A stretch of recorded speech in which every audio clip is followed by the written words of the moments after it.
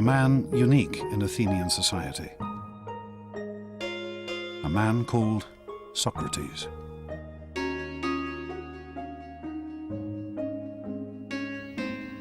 If you were an ancient Athenian citizen, the first thing you'd see is a man who was unbelievably ugly. His head was too big, his eyes were too large, his nose was all the wrong shape. Socrates' appearance breaks every rule of classical Greek aesthetics, of the idea of proportion and measure. Socrates walked the streets of Athens barefoot, clad only in a dirty robe. He cared nothing for appearance or any of the other conventions of his day.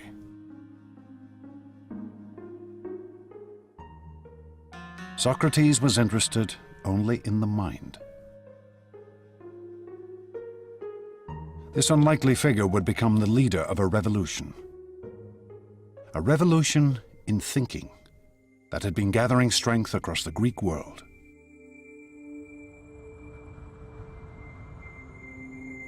This revolution had begun far to the east of Greece, in the legendary city of Babylon, where the world's first astronomers had gathered great records of the movement of the stars, the sun, and the moon, for they believed that these celestial bodies were gods. This knowledge and study of the heavens had been slowly spreading across the ancient world, until it reached Greek colonies on the coast of what is modern-day Turkey. There, a shattering change occurred. For the Greeks took this astronomical knowledge and transformed it. They took the gods out of the heavens and replaced them with reason. Gradually, the Greeks begin to say, these are not persons. These are things. There's an orderly world which the human mind can actually capture. It is subject to our understanding. These Greeks began to calculate and predict the movement of the moon and stars through mathematics and logic, rather than using gods and spirits to explain everything. It was the birth of science. The first great Greek scientist, a man named Thales, wrote the earliest book on navigation and how to sail using the stars as a guide. And on a journey to Egypt, Thales was the first man to measure the height of the Great Pyramid. Brilliant idea. He stood next to the pyramid until high noon, when his shadow was exactly the same length as his height. And at that point, he measured the shadow of the pyramid and accordingly knew the, the height of the pyramid, which is actually an application of a rather sophisticated geometrical theorem. But Socrates was not interested in the stars and the heavens. He would use this new way of thinking, using reason and logic, to study people. The great change comes with Socrates, who turns his back, so to speak, to the world of nature. What he cares about is the individual. You become an object of study and care. Socrates spent his days in conversation, walking the streets of Athens, talking and debating with anyone he met. With over 150,000 people now packed behind Athens' walls, he was in his element. One of the amazing things about Socrates is that he is the first fanatical urban individual. He loves the city. He makes life in the city one of his major concerns.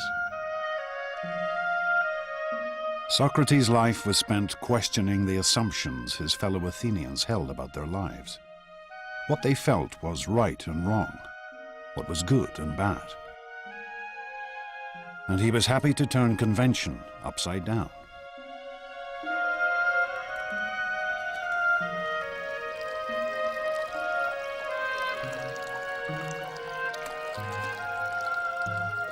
One of Socrates' followers recorded how, at the end of a drunken dinner party, Socrates proved to a fellow guest that he was in fact the better looking of the two. My eyes must be more beautiful because they bulge out, and therefore I can see better. And by the same account, my nose is more beautiful because my nostrils flare out, and so I can therefore gather in more smells. This is typical Socrates, using reason and logic to examine the world anew. Socrates says you must make every decision based on your own understanding of what is good and what is not good, what is right and what is wrong. For Socrates, this freedom of thought was paramount, even if it meant upsetting the whole notion of a beautiful nose. I tell you, let no day pass without discussing all the things about which you hear me talking. A life without this sort of examination is not worth living.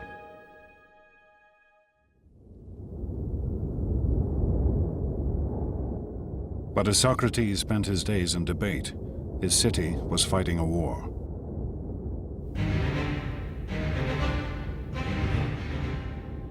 The Spartans invaded Athenian territory and set about burning all the farmland around the city. The Athenians became increasingly anxious. They could only watch from the city walls as their fields and crops were destroyed. But such was Pericles' reputation, he managed to convince the Athenians to stick with his plan. The city could rely on her fleet and shipments from overseas to survive. Little did Pericles know that this fleet now carried an even greater threat.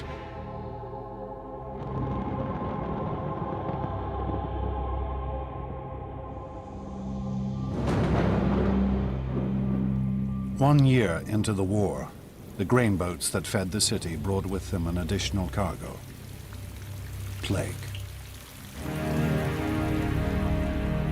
A disease that would now devastate Athens.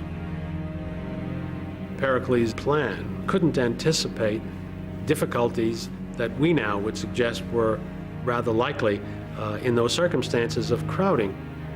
And the results were horrendous. With the population crammed behind the city walls, the affliction spread like wildfire. The symptoms were horrific.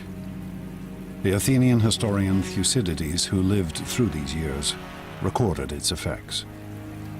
The body was suddenly seized, first with violent heats around the head and redness and inflammation of the eyes. And then the disease descended into the bowels, producing violent ulceration and uncontrollable diarrhea. The sufferings of individuals seemed almost beyond the capacity of human nature.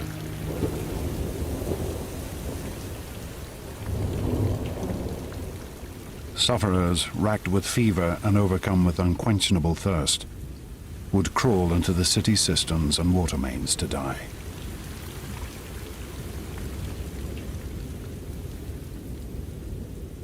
The city must have looked terrible, smelled terrible, been awful to be in, and terror must have reigned everywhere.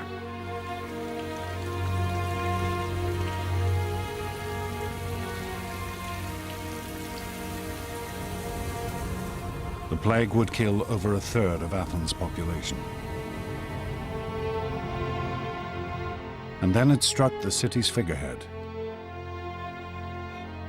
Pericles. Like most brilliant men, like most people who have had great success all their lives, Pericles simply underestimated the degree to which some things are out of the control of the very best intelligence and the very best knowledge that there are.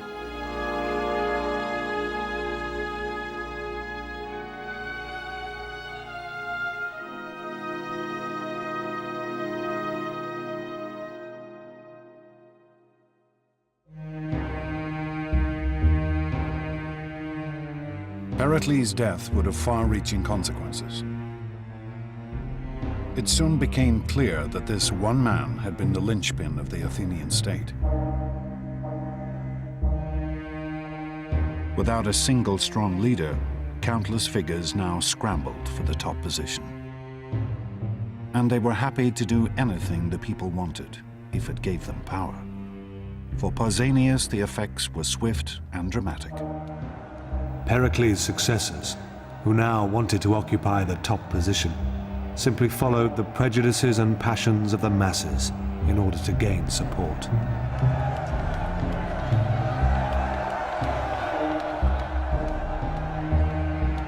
Athenian democracy now revealed a new and terrifying potential.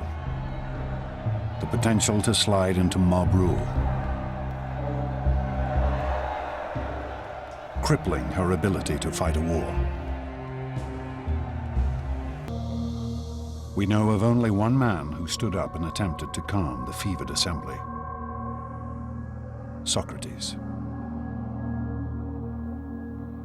Socrates alone, and against the very, very serious and vocal and aggressive and mad, furious reaction of the public, stood his ground and said it was the wrong thing to do. He was going to vote against it. Socrates' principle of questioning the society he lived in now had a real and practical purpose.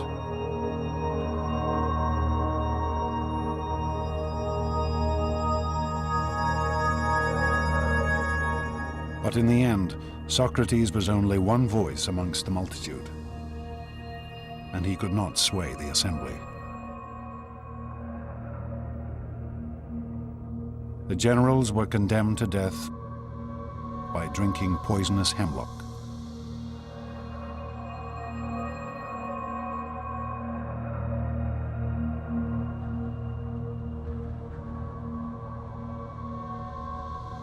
With the assembly in the hands of self-interested despots, once mighty Athens began to lose her way. After the death of Pericles, Athens never again had a political leader with a well-thought-out general picture or a set of goals that he could pursue with reasonable hope of bringing them to fruition. The war against Sparta degenerated into a bitter, dragging conflict that spread over a decade. The Spartans ravaged the land around Athens, and the Athenian fleet kept the city supplied.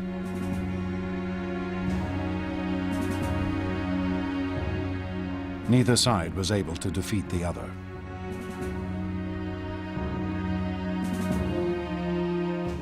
Deprived of victory, the Athenians grew increasingly frustrated.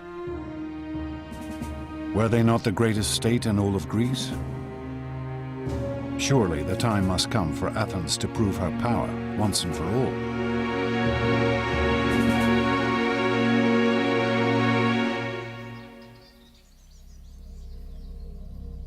Then, in the year 416 BC, a daring proposal was put before the assembly. A small Greek colony on the island of Sicily had asked for protection. Protection from a neighbor allied with Sparta. Why should the Athenians not come to their aid, humiliate their Spartan adversary, and perhaps conquer all of Sicily at the same time? As one Athenian addressed the assembly, "This is the way we won our empire, and this is the way all empires have been won.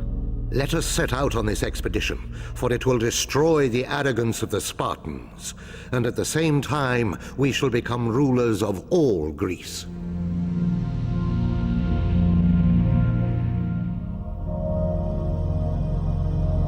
it was a bold plan to be executed on a vast scale, requiring a great fleet of warships and a landing force of over 10,000 men. The Athenians threw themselves into the project with fervor. Armorers beat out new weapons. Soldiers tested out their equipment. Stores were loaded onto a fleet of Athenian triremes, and the shipwrights prepared their vessels for the sea.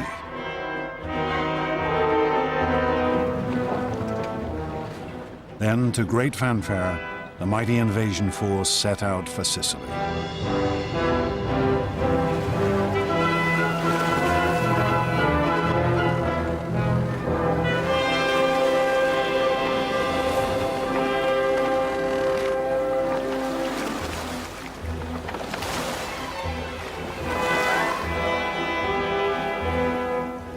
Six months later, word came back. The campaign was not going as quickly as hoped. They needed reinforcements.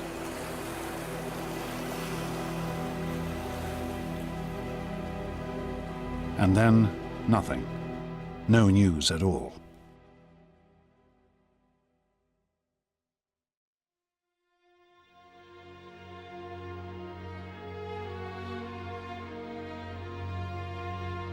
Then, in the autumn of 413 BC, a sailor arrived in the city.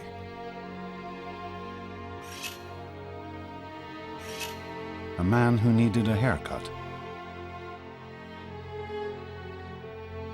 And as he talked to his barber, he told an appalling tale of a vast and terrible slaughter.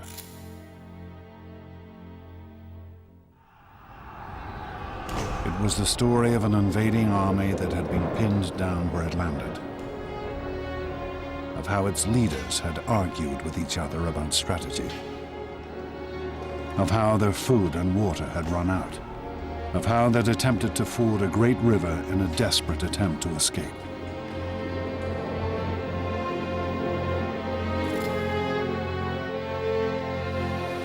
They rushed into it, all discipline lost, and every man wanting to cross first.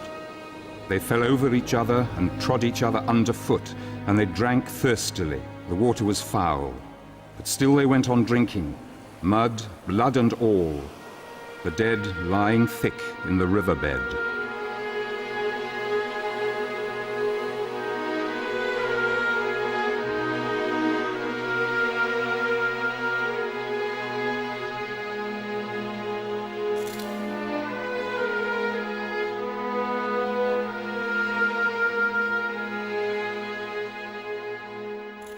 This was how the Athenians discovered that they had been the victims of one of the greatest defeats in ancient history.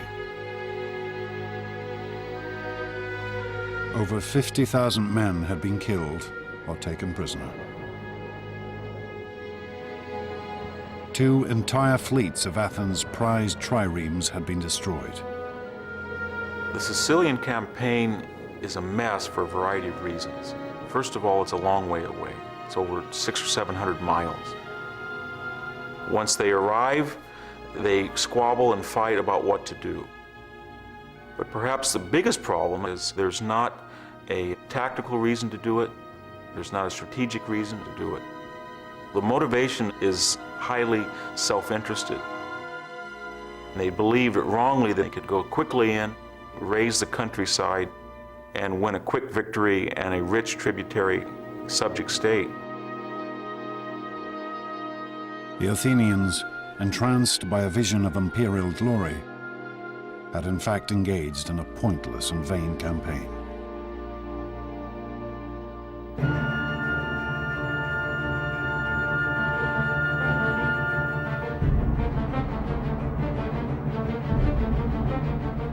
With Athens' military power now crippled, her enemies began to close in.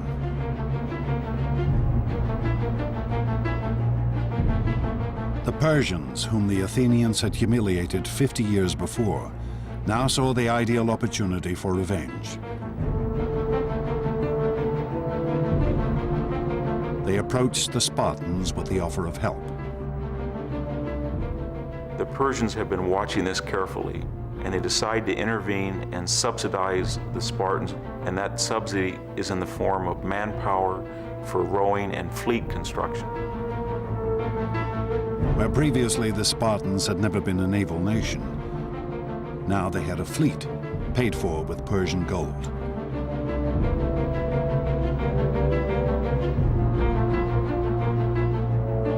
With Athens' navy decimated by the defeat in Sicily, the Spartans could now blockade the Athenian harbors. The great grain convoys from Egypt and the colonies could no longer get through. And finally, the Athenians began to starve in the streets.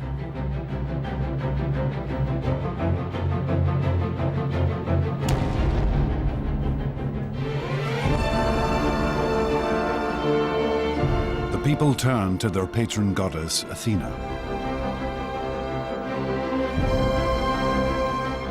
At the height of Athens' glory, only 30 years before, Pericles had honored her with the most glorious temple ever seen.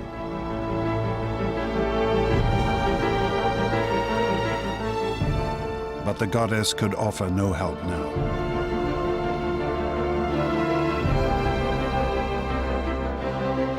Athens, once so sure of her preeminence in the Greek world, was now home to a population ravaged by plague and war, besieged and starving. With her treasuries empty and her once proud fleet crippled. In 404 BC, Athens finally surrendered to the Spartan commander, Lysander.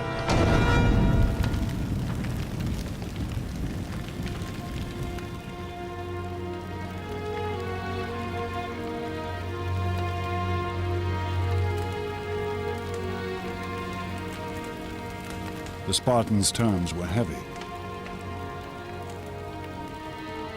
The great walls which had defended the city were to be torn down. Her fleet was to be destroyed.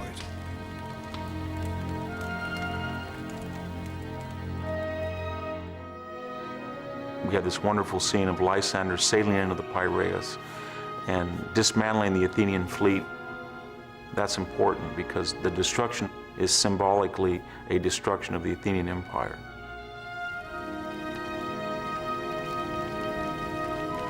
What remained of Athens' mighty navy was put to the torch, with only 12 ships allowed to remain.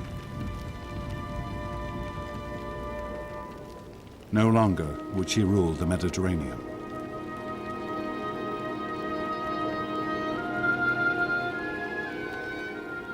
The Athenians became convinced that they could do, finally, in the end, more than they really could. And I think this is really the point in which the potential that Athenian democracy brought about could turn to tragedy. They could achieve great things, they could not achieve all great things. But it would still take one more act of vanity and violence before the Athenians could redeem themselves. And their city could be reborn.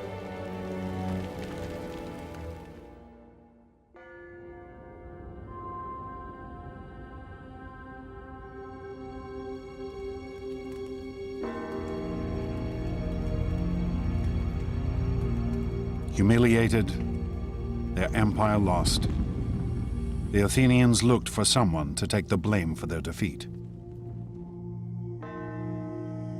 They searched for an enemy within their city walls, someone who had dared to question their dreams of supremacy.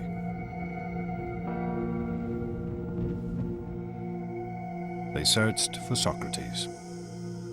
Socrates was a critic.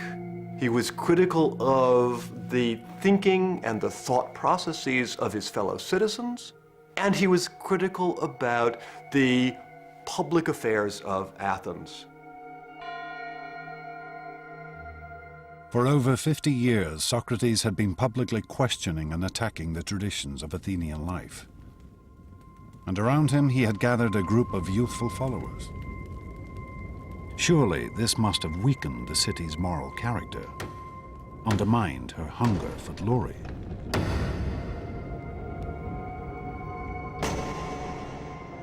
Socrates was arrested. on charges of undermining the state religion and corrupting the youth of the city.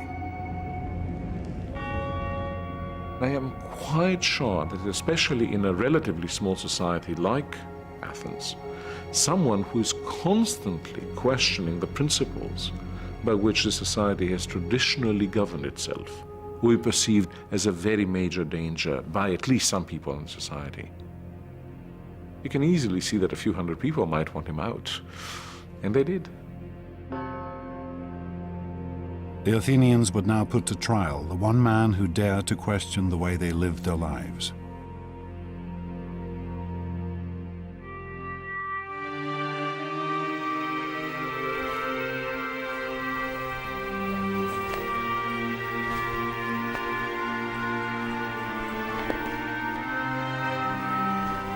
Socrates' trial would be held in Athens' central marketplace,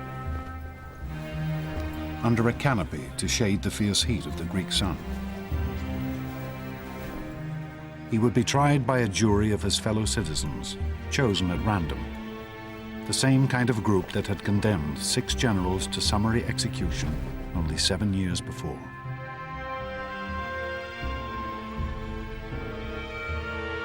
Socrates would be given only a limited time to defend himself, for all speeches in the Athenian courts were timed by a water clock,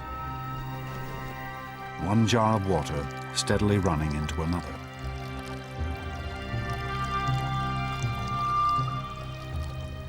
But Socrates shows no fear in the face of his accusers.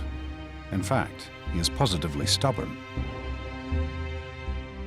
To put it bluntly, I've been assigned to this city, as if to a large horse which is inclined to be lazy and is in need of some great stinging fly. And all day long I'll never cease to settle, here, there, everywhere, rousing and reproving every one of you. It is not an approach designed to win sympathy. Socrates is setting himself and his life against the entire Athenian state. He is doing what he thinks is the right thing to do. He thinks the life he has chosen, this life of thinking for yourself, is the best life. As he says in his speech, the unexamined life is not worth living for a human being.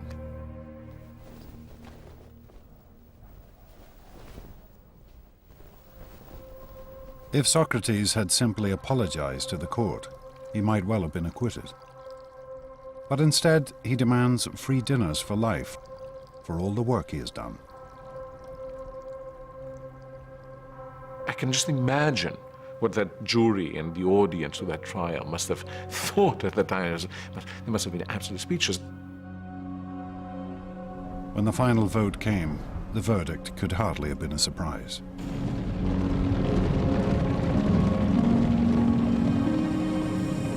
The court found Socrates guilty with the penalty of death.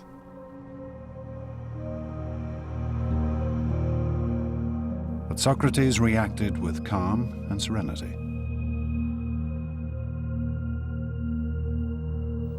Well now, it is time to be off, I to die and you to live. But which of us has the happier prospect is unknown to anyone but heaven.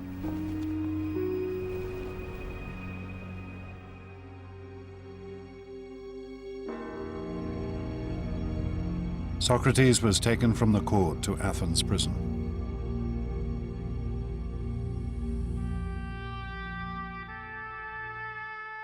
The site of this prison still exists. We can still trace the layout of the cell in which Socrates was probably held.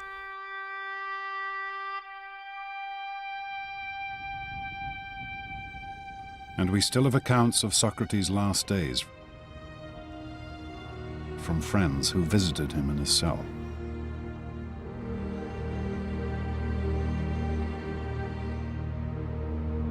Socrates would be executed in the traditional Athenian manner, by drinking hemlock. Some of the hemlock cups used for the poison are still preserved.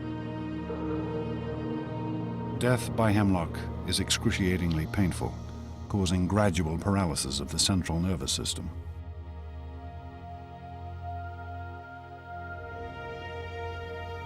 But as the moment of his execution drew near, Socrates turned to his friends, treating the whole affair as if it were nothing at all. For me, the fated hour calls. In other words, I think it's about time I took my bath. I prefer to wash before drinking the poison, rather than give the women the bother of washing me when I am dead. But as the hemlock was poured, his friends broke down. We have the account of one named Fido. In spite of myself, the tears came pouring down, so that I covered my face and wept broken-heartedly. And then everyone in the room broke down, except Socrates himself, who said, "Really, my friends, what a way to behave. I'm told that one should make one's end in a reverent silence. Calm yourselves and be brave."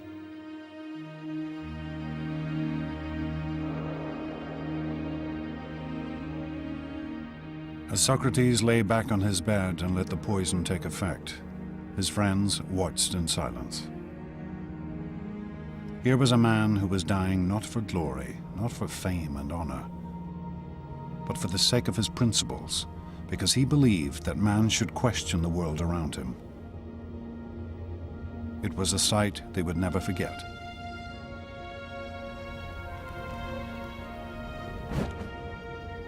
Socrates, in his life and in his death, becomes a completely new Greek hero. From now on, the hero is a person of conviction, a person who will follow nothing but the dictates of his intellectual conscience, and that is a new conception of what a human being is like and what a good human being must be like.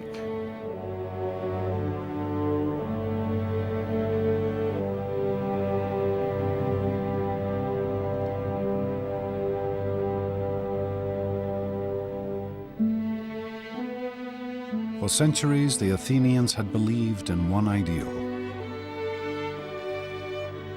the vision of a martial warrior hero.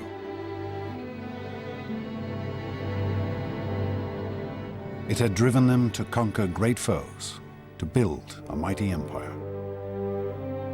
But now, in the depths of defeat, they discovered a new figure to venerate. Effigies of Socrates have been found amongst the ruins of the Athenian prison.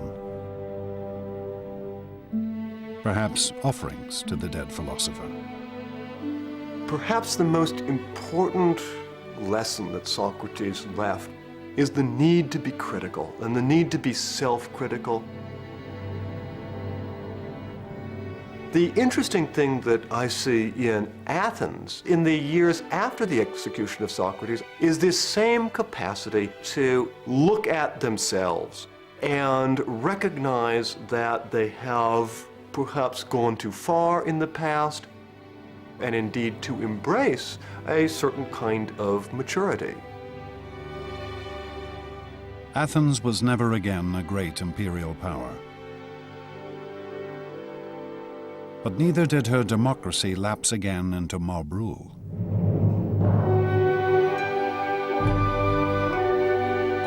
Instead, she became a city of intellectual inquiry.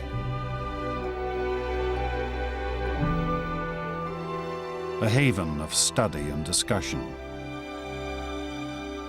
where Socrates' students and his students' students slowly began to build a world based on reason.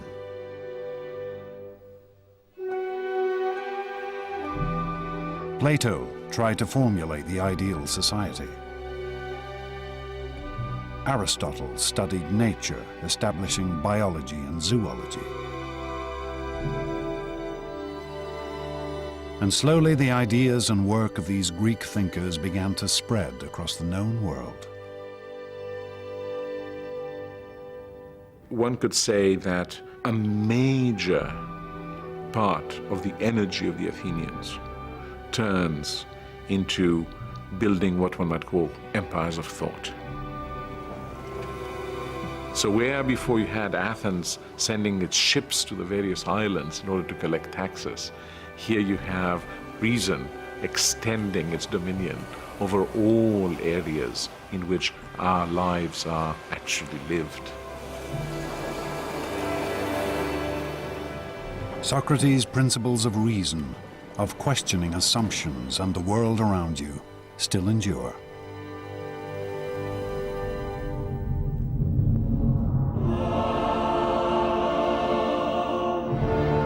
In the space of less than 200 years, the ancient Greeks transformed their world.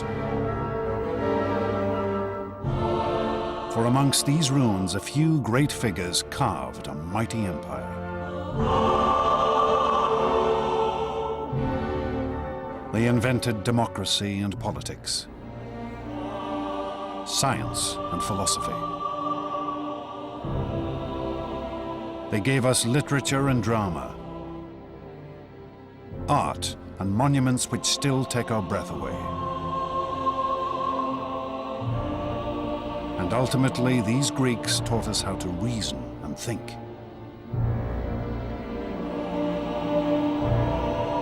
Two and a half thousand years later, their astonishing achievements continue to shape our world.